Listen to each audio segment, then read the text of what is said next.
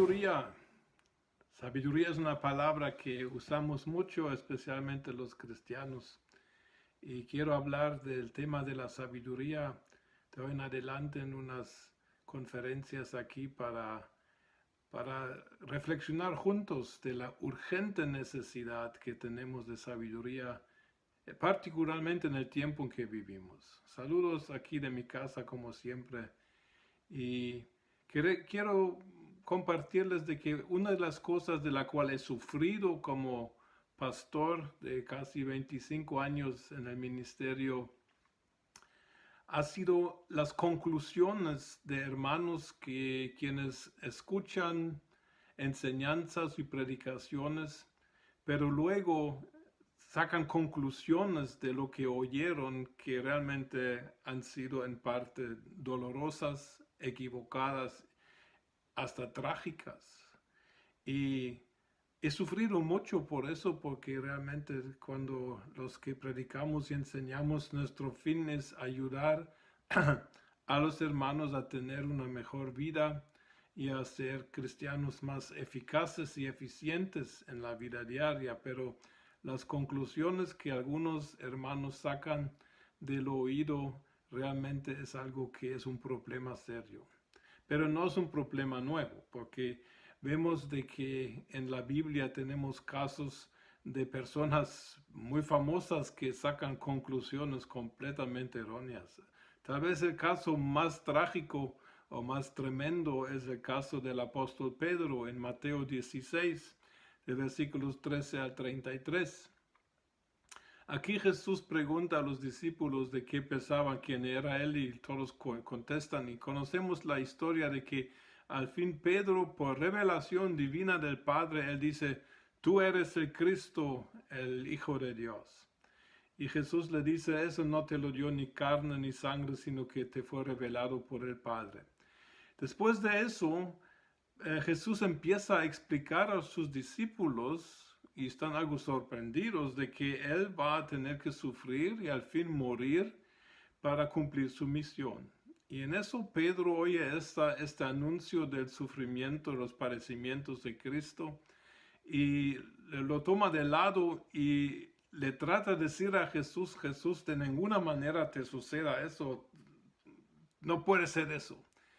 Y la reacción de Cristo es muy fuerte, y es algo, pero muy fuerte, porque Jesús se da vuelta y le dice a Pedro: Satanás, quítate de delante de mí, porque tú no estás pensando en las cosas de Dios, sino en las cosas del hombre. Entonces aquí vemos un caso tenemos que aprender de este caso para nuestro tiempo, porque hay mucha gente que dice que tienen revelaciones de Dios. Y muchas veces algunos ya dicen que no son de Dios, pero momento. Pedro recibe una revelación directamente del Padre, confirmada por el mismo Cristo. Pedro sabía por revelación que Jesús era el Mesías. Pero luego, cuando Jesús anuncia sus padecimientos futuros y su muerte, Pedro concluye completamente mal. Concluye sin sabiduría, y para él dice que no puede ser que Jesús tenga que morir. Y Jesús le contesta: y cuando nosotros tenemos revelaciones, aunque sean de Dios, aunque sean del Espíritu Santo, pero si llevamos a estas revelaciones a conclusiones que faltan la sabiduría de Dios, nosotros vamos a causar cosas negativas y podemos causar incluso daños en el reino de Dios y en la iglesia. Por eso la Biblia enseña en Efesios 1, versículos 16 y 17, Pablo enseña de que debemos orar, de que Dios nos dé espíritu de revelación y sabiduría en el conocimiento de Dios.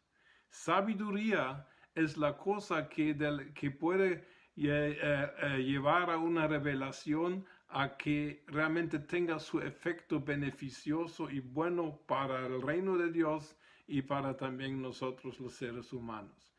Toda revelación que lleva a algo que no está de acuerdo con el Espíritu de Dios, aunque haya sido una revelación correcta, no es una revelación que es sabia, y en eso tenemos que tener mucho cuidado. Necesitamos conectar la revelación que tenemos de Dios, o la revelación que tenemos en la palabra de Dios, la tenemos que conectar con la sabiduría de Dios. Y solo así la revelación puede llevar un fruto bueno y beneficioso tanto para nosotros como para nuestras iglesias y para el mundo entero. Y en fin de cuentas para Dios. Sabiduría es un tema urgente, no es un tema que deberíamos hacer de lado, pero sabiduría tampoco es un tema sencillo que se pueda tratar en una